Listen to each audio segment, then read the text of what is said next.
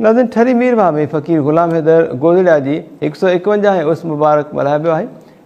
जंहिंमें शिरकत कंदे चवणो त फ़कीर ग़ुलाम हैदर जी शाइरीअ में प्यार मोहब्बत ऐं अमन जो पैगाम समायल आहे। हिते अची रूहानी सुकून मिलंदो आहे। वधीक रिपोर्ट कयो आहे आबिद हुसैन शर। मीरवा में नाले वारे सूफ़ी बुज़ुर्ग शाइर फ़कीर ग़ुलाम हैदर गोदड़िया जे 151 उर्स मुबारक जी तक़रीब थी गुज़री, जंहिंमें हज़रत सचल सरमस्त जे गादी नशीन ख्वाजा अब्दुल हक फारूकी जे भाउ ख्वाजा नज़र हक फारूकी ऐं फ़कीर ग़ुलाम हैदर गोदड़िया जे सजादा नशीन फ़कीर सिकंदर अली शर चादर चाढ़े 3 रोज़ा उर्स मुबारक तक़रीबुनि जो आगाज़ कयो, जंहिंमें वॾे अंग में अक़ीदतमंदनि शिरकत कई। इन मौक़े ते हुननि टाइम न्यूज़ सां ॻाल्हाईंदे चयो त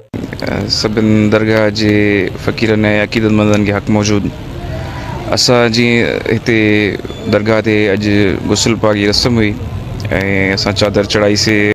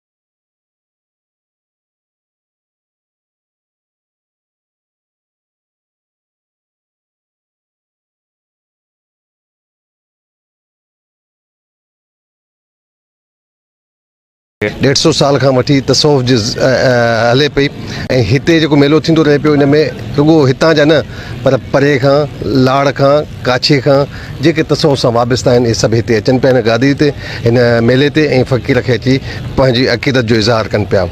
ऐं हिन